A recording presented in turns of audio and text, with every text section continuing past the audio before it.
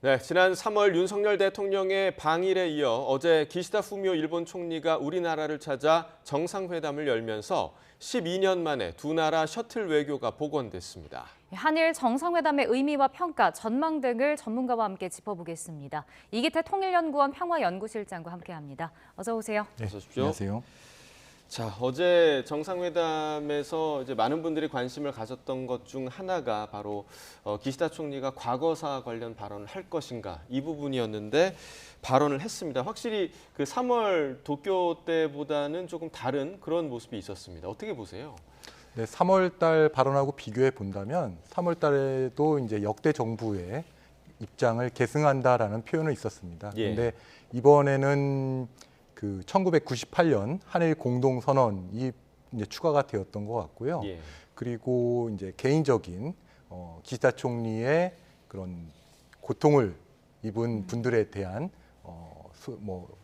마음이 아프다라고 하는 그런 네. 개인적인 감정 표현이 들어갔다는 점이 조금 더 진일보한 발언이라고 생각을 합니다. 예. 그런데 사실 우리가 가장 원했던 진심 어린 사과와 예. 그다음에 반성에 대한 표현이 직접적으로 표명되지 못했다는 것은 조금 아쉬운 측면은 있습니다. 네, 그러니까 진전된 부분은 있었지만 사실 그 취재진 질문도 있었잖아요. 기시다 총리가 여기에다가 뭐 일본 공식 입장은 아니고 뭐 개인적인 입장이다 이렇게 좀 선을 긋지 않았나요?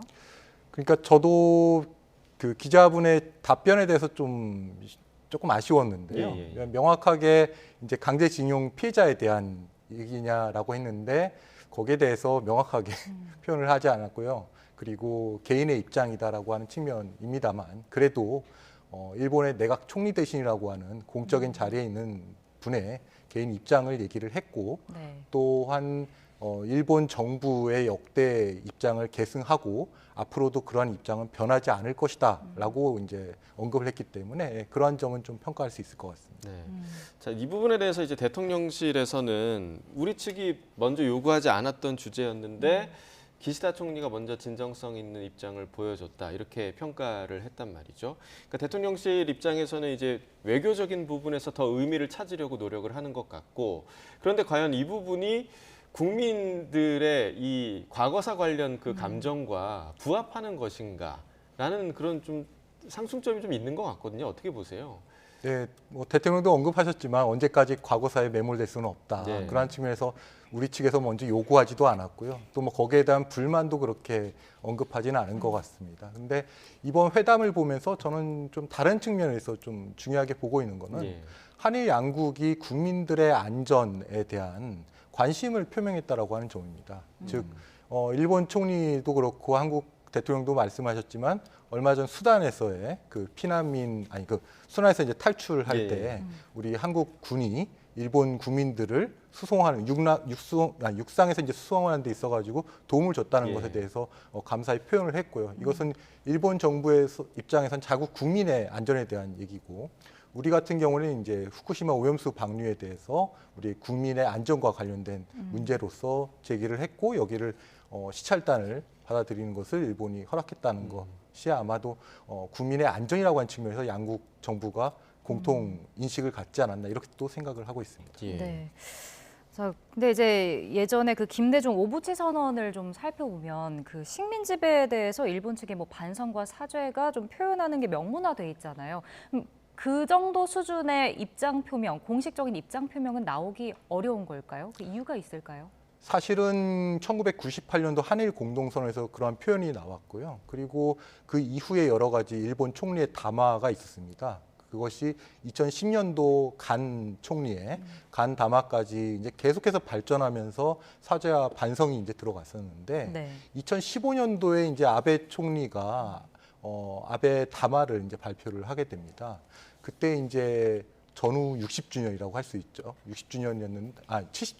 70주년에 아베 담화를 통해서 우리 일본의 미래 세대들에게 사과라는 걸 이제 하지 않게 하겠다. 자기가 마지막이라고 이제 거의 이제 얘기를 했었습니다. 네. 그것은 어떻게 보면 이제 일본의 그동안의 표현들이 퇴행적으로 변했다고 볼 수 있는데 이번 기시다 총리가 역대 정부의 전체적인 입장을 계승하면서 그런 것을 계속해서 유지해 나가겠다고 하는 것은 일시적으로 아베 정부에서 반동적으로 좀 퇴행적으로 갔던 것을 다시 예전에 일본의 정부의 역사 인식으로 되돌리는 하나의 첫걸음으로서 평가할 수 있을 것 같습니다. 네, 그러니까 실제로 기시다 총리가 우리나라에 오기 전에 자민당에서 이제 사죄와 반성 입장 표명은 안 된다 이런 의견을 전달했다고 하더라고요. 맞는 건가요? 네, 자민당의 지금 현재 제 최대 파벌은 아베 파벌입니다. 예. 그다음에 기시다파는 네 번째 파벌입니다. 그래서 소수의 입장이고 정치적인 입장이 그렇게 굳건하지 않은 상황이 있는데요. 무엇보다도 그 아베파 같은 경우에는 이 과거사 문제에 있어서 아주 강경한 입장을 취하고 예. 있습니다. 아베 전 총리도 생전에 역사 전쟁이라고 얘기를 하면서 한국과 중국과의 역사 전쟁에서 절대 물러서서는 안 된다라고 얘기를 할 정도로 아주 강경한 입장이기 때문에 지금 소수 파벌로서의 기시다 총리 입장에서는 이런 아베파의 입장을 아직까지는 좀 고려할 수밖에 없는 그런 국내 정치적인 요건도 있습니다. 예. 그 기시다 총리가 예전에 그 아베 정권에서 외무상을 지냈었잖아요. 이때 2015년이었는데 한일 위안부 합의도 좀 주도하지 않았었나요? 네, 그때 이제 위안부 합의 발표에 나섰던 사람이 이제 기시다 당시 외무상입니다. 네. 사실은 아베 총리 같은 경우에 전 총리 같은 경우에는 상당히 강경한 입장이었다고 합니다. 위안부 합의에서 물러날 수 없다라고 했었는데 외무상이었던 기시다 총리가 합의를 약간은 이제 권유한 측면도 있고요. 결국에는 아베 전 총리도 결단을 내려서 네, 당시에 이제 합의가 이루어진 그런 것도 있습니다. 네. 자, 과거사와 관련해서는 뭐 진일보한 측면도 있긴 하지만 우리 입장에서는 굉장히 좀 아쉬운 부분이 여전히 남아 있는 게 사실인 것 같고요. 또 후쿠시마 오염수 이제 관련된 의제가 또 있었습니다. 이번에 우리나라 시찰단을 파견하겠다. 또 일본 측에서는 이제 이 부분을 좀 허용을 했습니다. 이 부분 좀 어떻게 봐야 할까요? 네, 사실 아까 처음에도 제가 말씀드렸지만 국민의 안전이라고 하는 네. 측면에서 우리 국민들이 가장 관심을 갖고 있는 것이 지금 후쿠시마 오염수 방류 문제입니다. 그래서 네. 여기에 우리 국민들의 우려를 이제 반영해서 우리 정부가 요구를 했고 또 그것에 대해서 일본 정부가 시찰단 형태로 받아들인 것은 어느 정도 평가할 수 있을 것이라고 보고 있는데요. 뭐 시찰단이라고 하는 명칭에 있어서는 여러 가지 조금 해석의 여지가 있는 것 같긴 합니다. 이것이 과연 단순한 시찰이냐 아니면 검증이냐 이런 얘기들이 있는데 기시다 총리도 얘기했듯이 이것은 한국과 일본 국민들의 건강 그리고 해양 환경과도 연관된 것이기 때문에 아마도 단순한 시찰은 아닐 것 같고요. 네, 철저한 검증이 이루어질 것으로 보고 있습니다. 네. 여기에 대해서 좀 평가도 좀 엇갈리는 것 같던데 뭐 특정 국가의 문을 처음 열어줬다라는 부분에 대해서는 긍정적인 얘기도 나오지만 만약에 이렇게 되면은 이제 뭐 일본에게 오염수 방류할 명분을 주는 거다라는 우려 목소리도 꽤 나오는 것 같더라고요. 네, 일본 정부가 현재 7월 달에 방류 계획을 가지고 있고 그러한 로드맵이 정해져 있는 상황에서 뭐 거의 기정사실화했다고 하는 측면도 있는 것 같습니다. 네. 그러한 가운데 한국 정부에게 시찰단을 통해서 안전이 검증된다면 뭐 일본 정부는 아무런 부담 없이 방류를 할 수 있을 것이라는 아마 계산도 했을 것이라고 생각을 합니다. 그런데 역시 그것은 일본 측에서는 아마 자신이 있어서 아마 그렇게 얘기를 했을 것 같고요. 우리도 그렇다면 가가지고 철저하게 검증을 하고 그것을 문제가 없다라고 한다면 그것은 이제 양국 국민들에게 또 알려야 되고요. 그러한 시찰단 활동에 있어가지고 일본 정부도 어떠한 뭐 간섭을 하거나 이런 것 없이 네. 적극적인 협조적인 자세를 보여줘야 될 거라고 봅니다. 네. 자, 후쿠시마 오염수 방류 문제와 더불어서 이제 거론되는 게 이제 수산물 수입 문제란 말이죠. 그러면 이번에 시찰단을 우리가 이제 파견을 해서 어떤 결과가 나오게 되면 이 부분이 이제 수산물 수입 문제와도 직결되는 부분이겠죠? 네, 이번에 기자회견에서도 이 문제에 대한 언급이 있었냐, 예. 논의가 있었냐고 질문이 있었는데 아마 논의가 된 것 같지는 않습니다. 네네네. 의제로도 올라가지 않았고요. 이것은 일본 정부에서 이런 민감한 문제를 굳이 뭐 지금 시기에 먼저 제시할 필요는 없다고 생각한 것 같은데 앵커께서 말씀하신 대로 오염수 문제와 관련해서 이것은 역시 과학적인 객관성하고 역시 연관이 예, 있는 예. 것 같습니다. 우리도 과학적인 객관성을 통해서 오염수 방류에 대한 검증을 하겠다고 하는 것이고 일본 측도 같은 논리인 것 같습니다. 수산물 규제에 대한 과학적인 객관성을 가지고 향후에 우리 정부에게 아마 요구할 것 같습니다. 이것은 한일 관계가 진전에 되면 될수록 아마 이 문제에 대해서는 일본 측 입장에서는 보다 편하게 좀 쉽게 하게 되지 않을까 이렇게 봅니다. 예. 그 뭐 시찰하고 또 국제 원자력 기구 최종 보고서 나온 다음에 일본 측의 이 그 수입물 허용 그런 압박이 우리나라에 좀 더 심해지진 않을까요? 어떻게 볼까요? 네, 저는 개인적으로는 아마 얘기가 나올 것이라고 봅니다. 지금 현재 뭐 일본 내에서는 사실 후쿠시마산 뭐 수산물뿐만 아니라 어떤 농산물이라든가 이런 것이 안전하다고 계속해서 강조하고 있기 때문에 네. 이것은 뭐 일본 국내 정치적으로 봤을 때도 뭐 그 후쿠시마 지역민들의 뭐 경제 활동하고도 관련이 있기 때문에 일본 정부는 아마 적극적으로 수산물에 대한 것을 이제 얘기하려고 하는데 역시 문제가 되는 것은 한국 국민들의 우려인 것 같습니다. 방사능에 대한 우려가 있기 때문에 이러한 우려를 어떻게 일본이 불식시킬 수 있을 것인가. 이것은 아마도 일본 정부의 그런 보다 투명하고 객관적인 그러한 자세에서 비롯된다고 봅니다. 네. 자, 객관성이 꼭 담보돼야 할 것 같고 또 이 우려를 진짜 말씀하신 대로 불식시키는 그런 요소들이 분명히 있어야 할 것 같고요. 자, 이번 기시다 총리의 답방 지금 3월 도쿄에서 정상회담이 있은 지 2달 만에 이루어졌습니다. 굉장히 좀 빠른 시기에 이루어졌는데 이렇게 양국 정상 간의 대화가 급물살을 탈 수 있었던 그 요인 뭐라고 좀 분석을 하시나요? 아마도 한국 정부의 그 윤석열 정부 출범 이후에 정부가 일관성 있게 나타냈던 한일 관계 개선에 대한 의지를 일본 정부가 아마도 인식하지 않았나 이렇게 예. 봅니다. 기시다 총리도 윤석열 대통령이 국내적인 그런 지지율에도 뭐 손해를 보면서도 예.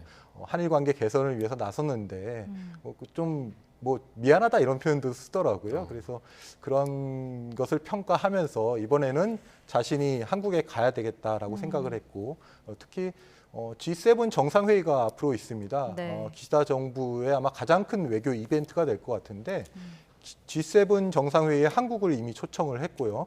그래서 한국하고 같이 논의해야 될 점들이 많이 있을 것 같습니다. 네. 그것에 대한 사전 협의 차원에서도 이번 방안이 서둘러진 그런 것이 있는 것 같습니다. 예. 네.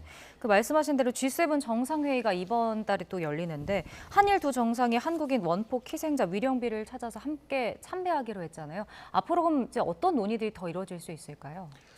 사실 원폭 피해자 위령비 같은 경우는 저도 이제 가봤습니다만 이제 들어가면 약간은 이제 뭐 외딴 곳이라고 하면 그렇습니다만 존재하고 있습니다. 근데 사실은 한국에서 여러 전문가들이 네. 윤 대통령의 히로시마 방문 시에 이 위령비를 꼭 방문해야 되고 특히 기시다 총리와 함께 방문했으면 좋겠다라는 것을 많이 얘기를 했었습니다. 근데 이번에 놀랍게도 기시다 총리 쪽에서 먼저 이 얘기를 꺼낸 것 같더라고요. 기시다 총리가 먼저 한국 대통령과 함께 공동 참배를 하겠다라고 얘기를 했고요. 저는 이 원폭 피해자 문제라고 하는 것은 물론 한일 간의 과거사와도 관련이 있습니다. 뭐 강제 동원돼서 징용돼서 그 히로시마 지역 해군 군수공장에서 그때 피해를 당한 사람들이 상당히 많이 있는데요. 그런 한일 과거사 문제하고도 관련이 있지만 히로시마는 이제 기시다 총리의 고향입니다. 그래서 핵 없는 세계, 혹은 핵무기 없는 세계를 지금 주창하고 있는데 이런 원폭 피해 문제를 세계 평화와 연관지어서 세계 평화를 함께 이루어 나가는 데 있어서 한국과 함께 하겠다 이런 의미도 아마 있지 않나 이렇게 봅니다. 네. 자, 또 이번 정상회담에서 이제 안보 관련 논의가 또 이루어졌습니다. 북핵 미사일 위협이 공동의 안보 현안이다 이런 인식을 좀 같이 했는데 앞으로 이 관계 개선이 급물살을 타면서 안보 협력도 더 활발히 이루어지지 않을까 하는 전망이 있는데요. 사실 우리가 냉전 시기부터 한일 간의 안보 협력은 계속 논의가 되어 왔습니다. 예. 그런데 가장 큰 것은 국민 감정상 안보 협력은 쉽지 않았던 게 있었고요. 또 일본 국민들도 과거에는 안보에 있어서는 약간 일본식 표현으로 안보 알레르기라는 표현을 쓰는데 네. 그런 것이 있었습니다. 그런데 이제 지금은 북핵 위협 그리고 탄도미사일 발사가 이루어지고 있고 이것을 이제 최근에 탄도미사일도 이제 요격이 쉽지 않은 그런 형태로 이제 고도화되고 있는 상황에서 한일 간에 그리고 미국을 포함해서 여기에 대응할 수 있는 협조 체제를 만들어야 되겠다라는 인식 공유를 하고 있는 것 같습니다. 네. 자, 이제 한일 정상 간 만남이 이렇게 이어지면서 화이트리스트 갈등은 사실상 좀 마무리 단계에 접어든 것 같습니다. 앞으로 좀 반도체 분야에서 협력이 강화될 수 있겠죠? 네, 이번 기자회견에서도 한국의 반도체 산업과 일본의 소부장 산업에 대한 예.